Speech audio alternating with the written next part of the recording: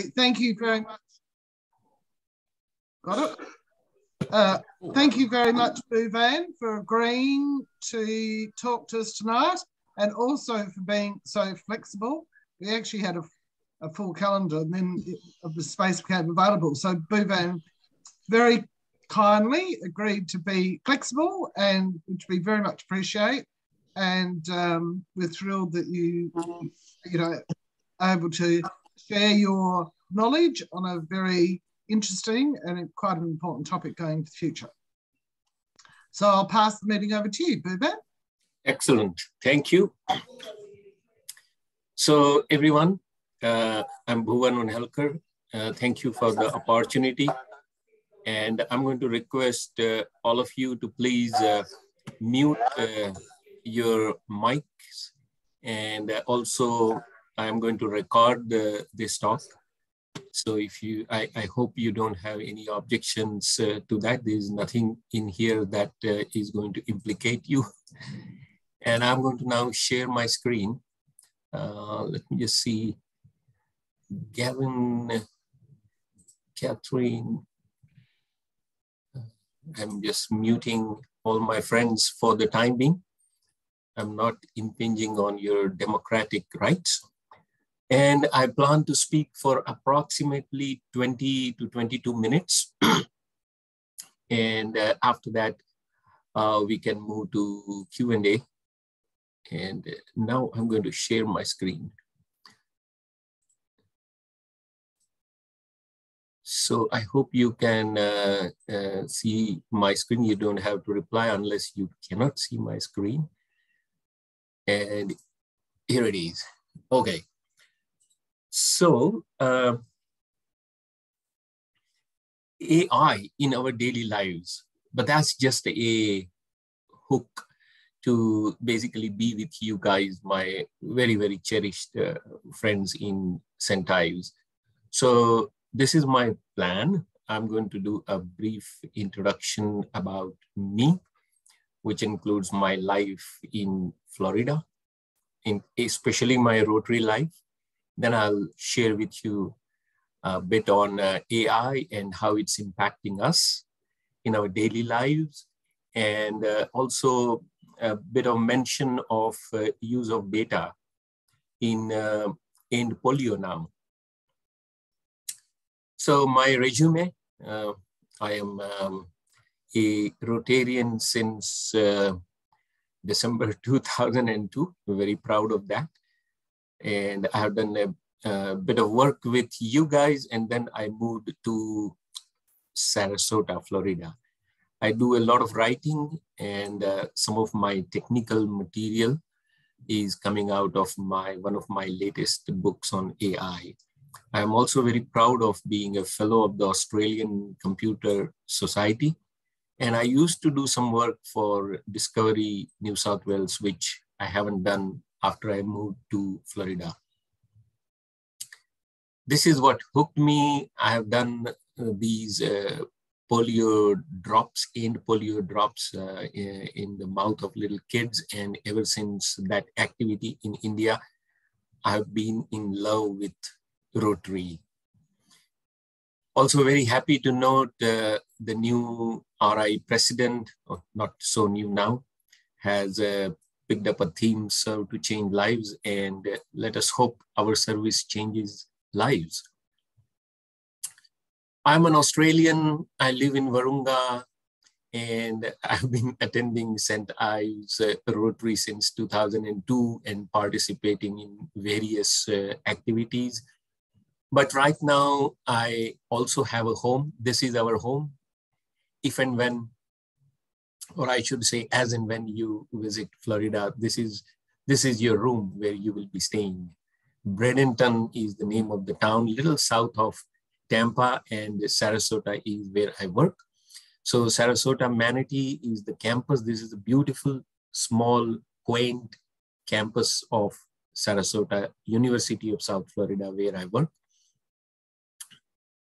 The Rotary Club I belong to now is Sarasota Sunrise, and president is Bob Williams. Wonderful man, absolutely wonderful. He has some limitations with the eyesight, and I'm just so impressed how easily he has overcome that. Also happy to note that Jennifer Jones is now going to be the RI president, the first ever woman to be named as a president nominee. So proud of that. This is my current district governor, Andy Lyman. We lovingly call each other twin brothers, mainly because everything inside our heart is exactly the same, whereas externally there is nothing common. I belong to District 6960, and if Andy stops joking, that means something is wrong with him. And one of his funniest joke is that he gives me a t-shirt and wants me to wear it, which says, as many of you know, I'm a vegetarian. It's an Indian word for a lousy hunter. And you see that even though time has gone by, his jokes have not stopped. He has actually sent a 58-second introduction, which I will play slightly later. This is President Janali. She used to be my neighbor when I was renting, and her husband, Al. And all of these are my Rotary friends in Sarasota.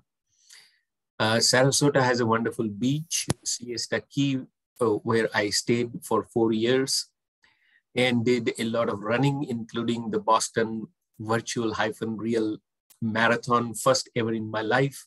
Took me about 7 hours and 15 minutes. My running mate is Professor Anurag Agarwal. And I'm also doing a half marathon here in Sydney on 15th of May. And I do plan to raise some funds and also donate to St. Ives Rotary. Maybe $1 per kilometer is the plan. We celebrate Christmas. This is Janali and Al and I singing virtually on Christmas Eve. And I occasionally get a job because of my beard, and I got the job of doing a ho ho ho. We also celebrate Diwali. This is Nancy and George, my neighbors, and their grandson, Aiden, and we celebrated Diwali. And Australia-India Day, 26th of January, happens to be a common celebration, and those flags are proudly displayed in my home. There's a beautiful flora, fauna, and sunrise and sunsets. All of these are in and around my home. You will see them when you come there, and the beautiful skies and the egrets and the cranes and the birds, the seagulls, the ducks. But hey, with pets like these, this is literally 15 feet away from my home. My home is right here somewhere. Who needs dogs? This is a real wild gator. This is Andy Lyman. Let me just see if I can play.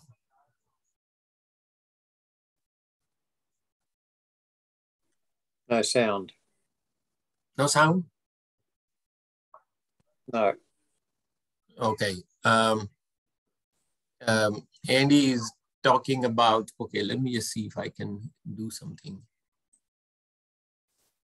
Okay, I will play Andy's introduction to me when I can, but what he really was saying is there's a lot of sheep shearing happening in Australia, and he wants all of you to shear me before I return back to Sarasota, which is his style of pulling legs.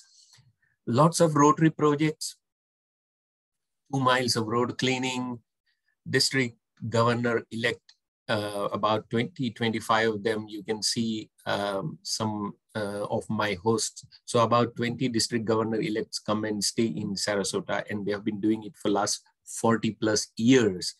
And we also had our past district governor, Kalma McClellan, come and stay in Sarasota, and I made friends with her. This is Barry and Barb, who coordinate this wonderful program. And sometimes one gets transformed like me when I hosted Devinder and his wife, Dolly, from Amritsar in Punjab.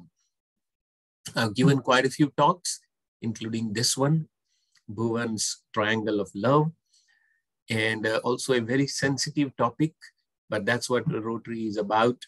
And the evil on one side and the holy on the other. And I did a contrast, and it was very well received, and people were fascinated by the comparison.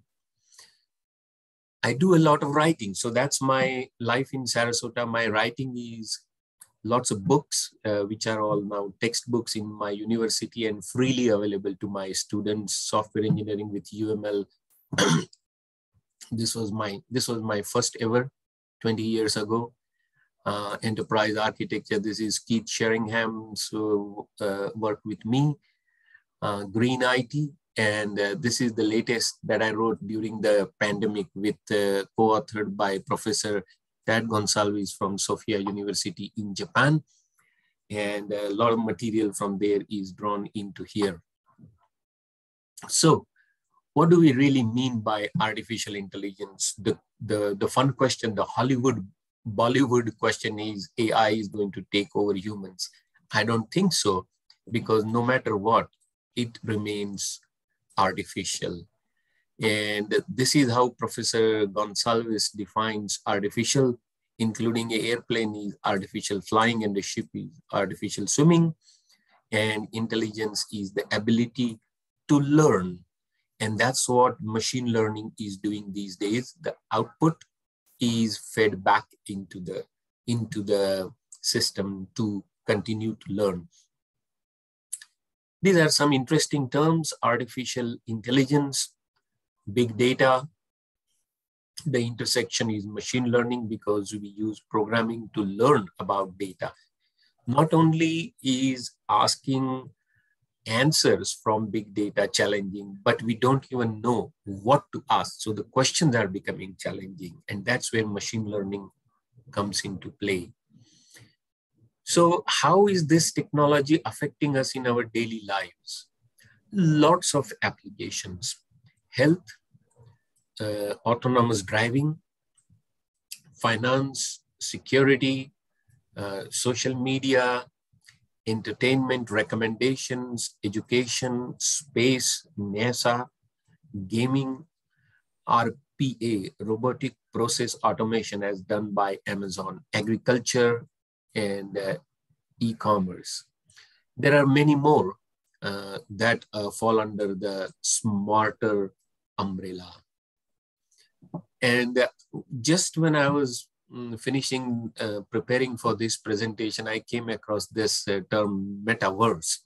So Jan LeCun, who is, now you know that Facebook has been renamed as Meta, and they are really looking for a metaverse, which is going to be based on virtual reality, VR. Really, there is a TikTok invasion. So it's another topic, but I thought I should mention it to you because this involves self-supervised learning.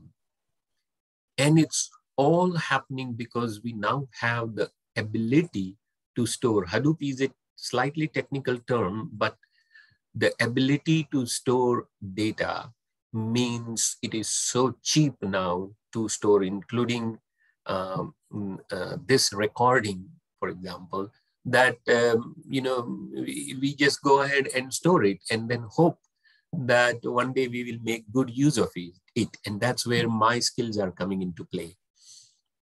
This is a joke, of course, but I thought my presentation should not be too serious.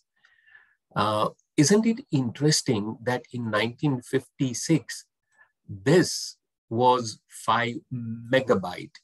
And so when someone asked me what exactly is big data, I say it's not a cutoff, but something that is difficult to make sense of is big data. And here are some terms for you. We now have learned terabyte. Your computers, your laptops, and mine have got terabytes. A transatlantic or a trans-Pacific flight produces 1 petabyte. 1000 petabyte is an exabyte, 1000 exabyte is a zettabyte, and 1000 zettabyte is a yottabyte. And that would take the state of Delaware and Rhode Island with 1 million data centers. So a new term has appeared called data name, like tsunami. And what we have learned right now is we are going to be 175 zettabytes, we, the humanity, in another 3 years' time. So again, a very enjoyable Dilbert joke, but I won't read all of it except that the conclusion is, let us pay, because everybody knows everything about us.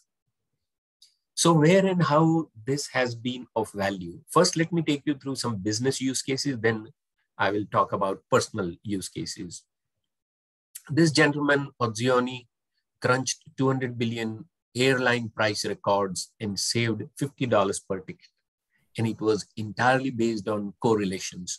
So right now we have got Expedia and Orbitz and Kayak and others, which are continuously comparing prices and telling us whether we should buy or not.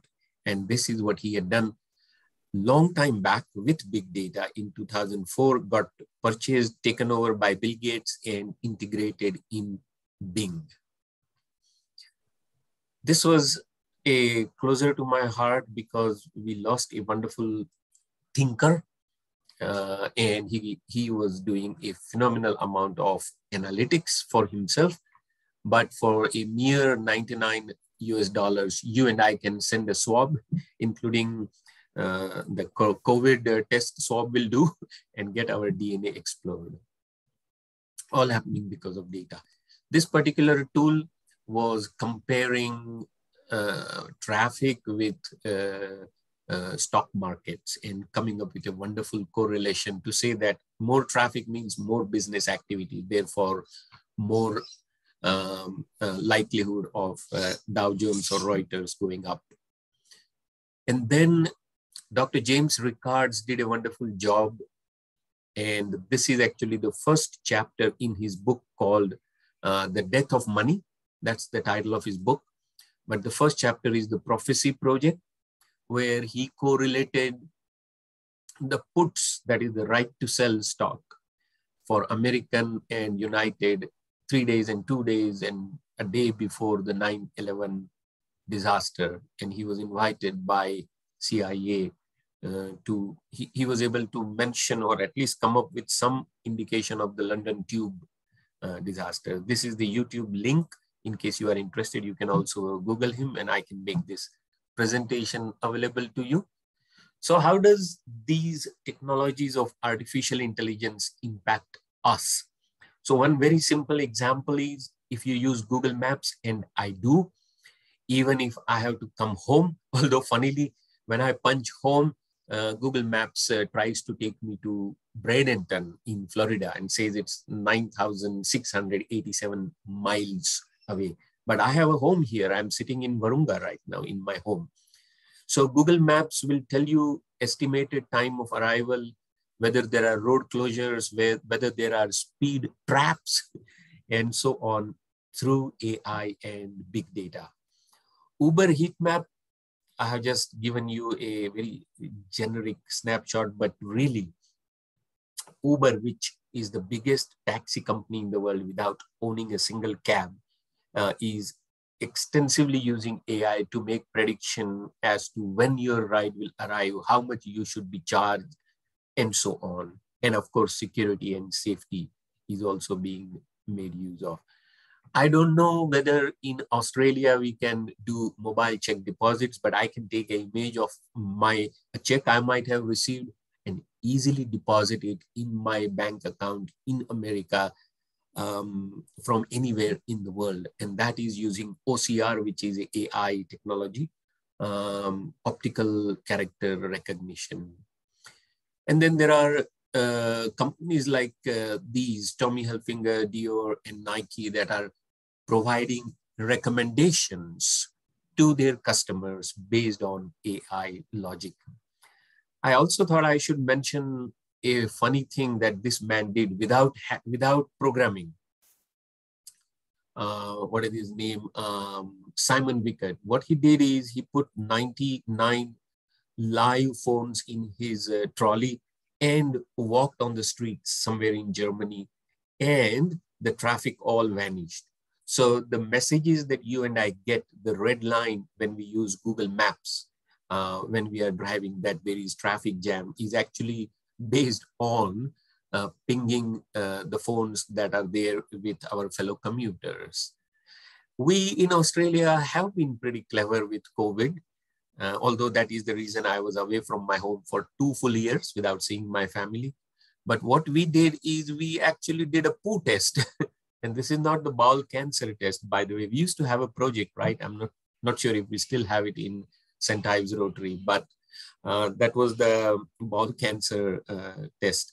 But here we analyzed the sewerage to figure out whether a particular community or a particular street has got COVID, which is all data analytics. And finally, the satellite images of Wuhan tell a different story.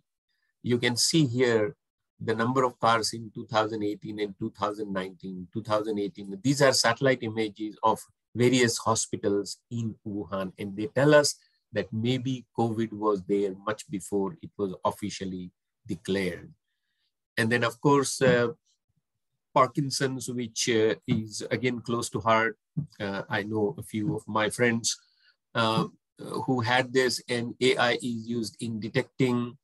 AI is used to help Parkinson patients, and AI is used in polio eradication efforts.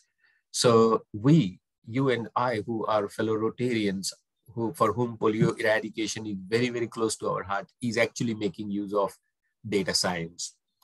Now, I've spoken for 20 minutes, so another 2 or 3 minutes, I plan to take you through another very interesting aspect that I have been researching, and that is granularity of analytics. This is the work Professor Agarwal excuse me, and I are doing.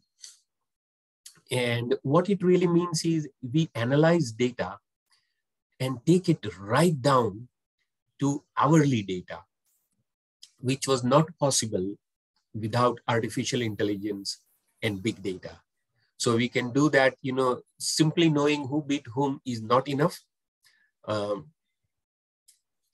Djokovic, of course, missed his 2 shots and lost Australian Open, but we can go right down to the wire with analytics if we make it fine granular. But if we want to make it fine granular, we have to invest in the technology. So I got all these examples of tennis and insurance. And of course, I cannot use this example in America because no one understands this beautiful game called cricket. But here we do, and it's really taking it right down to the wire, which leads us to the interesting concept of long tail marketing. So if Russell Crofts and John Steele have the same postcode, and if John Steele buys a completely archaic, unique book on meditations in India, Amazon will recommend that. You know, we keep receiving recommendations from Amazon. Customers who bought this also bought that. So that is really called long tail marketing, and it is possible because of fine granular analytics. So this is actually a detailed explanation. I won't take you through this, but what really it means is if Amazon has established an association, then Amazon is going to recommend products. And you can see that happening to you. You do a Google search on Jenolan Caves or Mount Kosciuszko, and you're going to receive phenomenal amount of advertisement for those places. Amazon is taking it a step further by calling it anticipatory shipping. So if Bhuvan Unelkar is buying a toothpaste once in 2 weeks, after 2 or 3 such purchases, his preferred toothpaste will be actually loaded on the truck even before he has ordered it. That is AI in our daily lives. So AI will rule, but it will still be artificial. We can always pull the plug on it, but do we really want to? Well, if we are living our lives following the 4-way test, the Rotary 4-way test, I don't think we have anything to hide, and therefore nothing, no issues with AI. I also want to conclude with a prayer which occasionally I get invited in Sarasota Rotary clubs to say, so I'm going to simply use that Sanskrit prayer to really conclude, especially in the context of what's happening in the world right now. It goes, Sarve bhavantu sukhinah, may all be happy. Sarve santu niramaya, may all be without disease. Sarve bhadrani paschyantu, may all creatures have well-being. Ma kaschid dukh bhag bhavet, and none be in misery of any sort. Om Shanti Shanti Shanti, may peace, peace, peace be everywhere. It's a non-denominational prayer, but it's in Sanskrit language. This is the proudest picture of mine. I think it was around 2014, not sure now, so I put a question mark. But along with a few fellow Rotarians, I had climbed the bridge to promote Rotary for our international convention. Thank you very much for listening to me. It's 24 minutes and 21 seconds. I'm going to stop sharing now, and I come back to you, and we can move to question and answers or whatever else you would like to do. You will have to unmute to ask questions, but that is fine. Thank you for the opportunity. You can see I'm wearing my proud St. Ives Rotary t-shirt, and very thankful for the opportunity, President Lindell, and to all my 16 fellows who are listening, hopefully attentively. Thank you.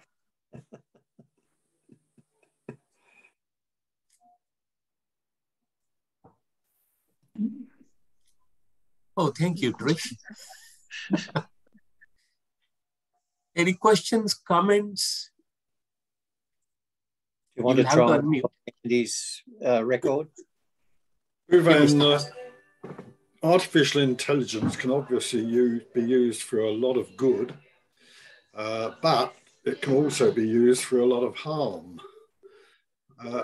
Are you worried about safeguards for the future? Because it seems to me quite possible that if some countries, for example, get to use artificial intelligence in a malevolent way, we could be in for a lot of trouble. Yes, I am worried about it, especially when nations or countries use these technologies, because at the individual level, we still have some ethics, morals, some manifestos. I have created a 5-statement big data manifesto, which says that we will not use this technology to harm another human being. Australian Computer Society has its own manifesto. IEEE has its manifesto. So we still have some safeguards at a social level, but when it comes to a nation using it against another nation, it's a different ball game. And that is where my worry is, because in that case, the people who are using this technology malevolently are actually supported, encouraged, rewarded, not just financially, but also ethically, that they have done something good, apparently good for their country. And yes, I am worried. And personally, I think ongoing investment, ongoing research is needed. I do teach a very small course called Data and Security Analytics, which really just analyzes log file. Or I teach analytics on user logs and so on, but there is a lot more involved.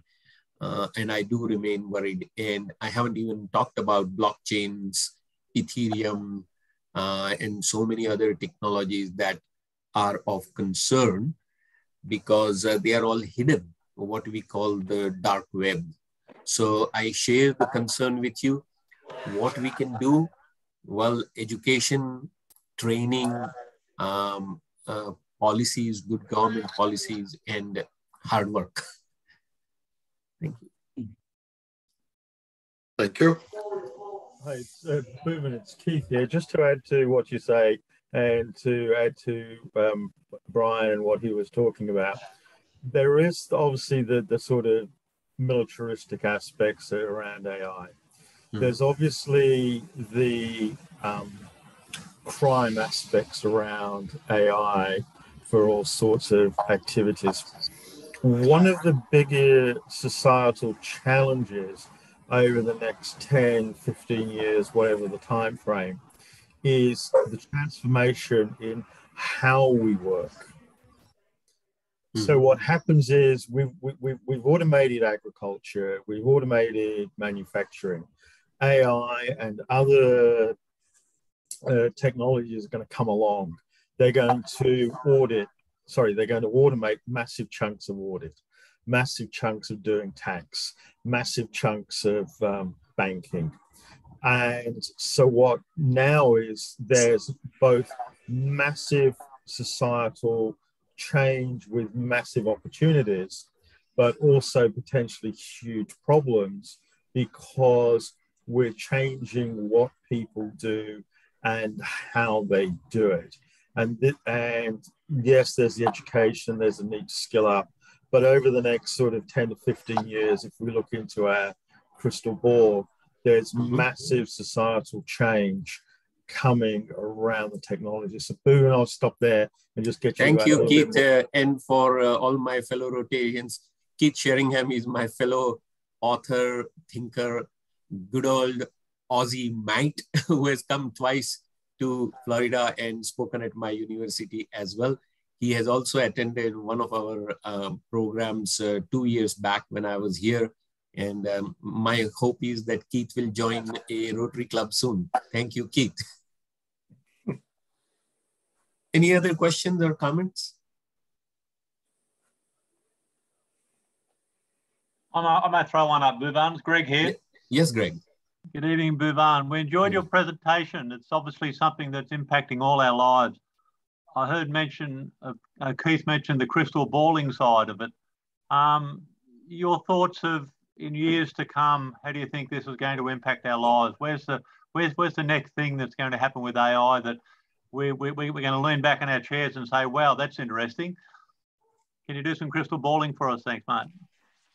It is. And I mean, you know, you and I probably wear a Fitbit, and I mentioned I'm doing my Sydney Morning Herald half marathon on 15th May.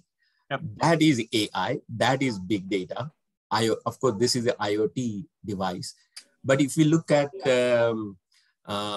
Tesla, for example, which is a very, very popular vehicle in America, my students, when I ask them to think of Tesla, they have to come up with crazy things like not only the car has no steering wheel, but also the driver and the passenger seats are turned back so that they face the back seats, and we can actually have a glass of wine when we are sitting in the car because there is absolutely no driver needed. There is also the question of not wearing a seat belt because this is a car that is crash proof.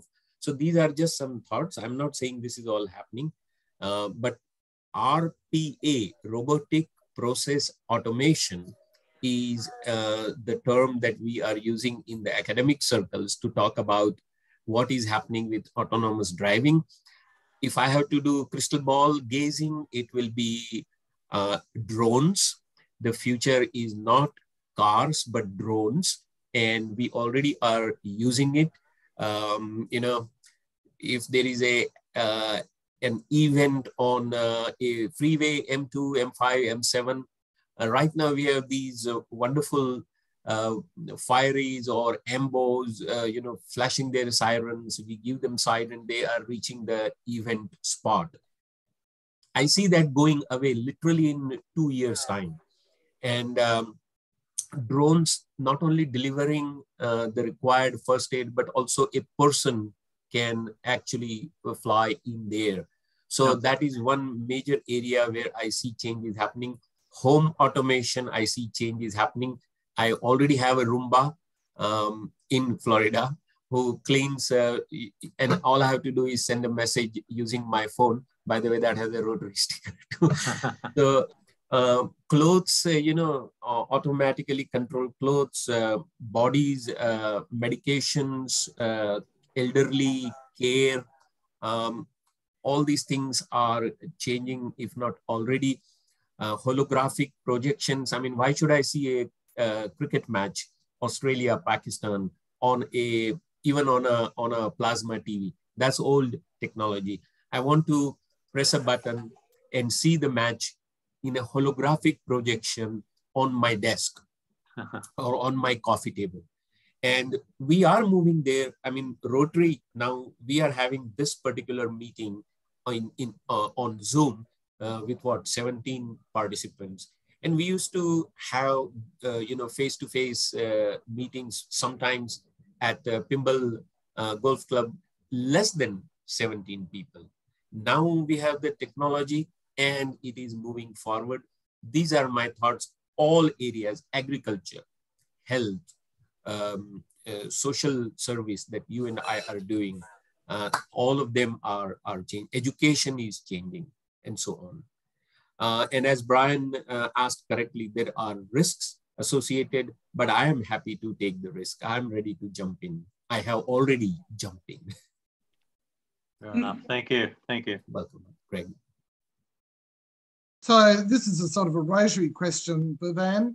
So we're now, as you quite rightly said, we're now doing Zoom regularly every month, probably a couple of times a month. We're also using WhatsApp as a sort of instant communication. Facebook in the future, some people question it. You know, some of them I think are very manipulative. My concern with artificial, that it can predict and it's got whatever next book you're going to have before you've even ordered it.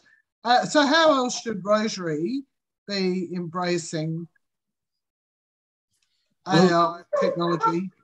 Yeah, I mean, my personal motto that I had put in my introduction is end illiteracy now. I think we will prevail when it comes to polio. We already have just a few dots on the world map remain. And if I have to really reimagine what we can do, then it will be handling illiteracy. And data, I mean, data is the new oil. And someone was saying that it is also actually the new soil. And both oil and soil are important. So we have to use data. So data can tell us, which part of the world is likely to benefit maximum with literacy projects. Data can tell us how our foundation is going. I mean, anything and everything we do, the core pillar of Rotary is our foundation. How much of analytics we are doing there. And I'm not talking about end user technologies like Fitbit, which can play a role, but core data analytics can also help in predicting areas where we can do good work, countries, cities where we can do work. Right now, we have our Peace Fellow scholarships. Maybe we can apply more metrics there to figure out how our peace scholarships are going. Right now, with what's happening in the world, I mean, that's why my prayer was peace, peace, peace, because that's where we can use our data analytics, our AI, ML technologies. AI is a vast umbrella. It includes hardware, networks, cloud, analytics, and end user devices, IoT devices, and a lot more. So Rotary, we are made up of very, very good people, not only people who have done well in their career and retired now, but also people who are actually working now and the young generation. See, we have now 7 areas of focus throughout whatever, 2 years back. So 18 years, I always knew Rotary as having 6 areas of focus. And the 7th is sustainability or environment, which is very important to attract new generation of Rotarians. And I have a research project going on right now with Professor Laura Randall and Professor Yi Chen Lan, Western Sydney University, on using big data and AI to help a collection of small and medium businesses. So we find that large businesses are able to behave environmentally responsibly. But small businesses like a coffee shop, a restaurant, a barber shop, they don't really care, or they don't understand how to reduce their footprint. And we can use AI and big data to help those businesses reduce footprint. So yeah, many opportunities in Rotary to apply these technologies. My personal soft spot is in illiteracy now. Thank you, Linda.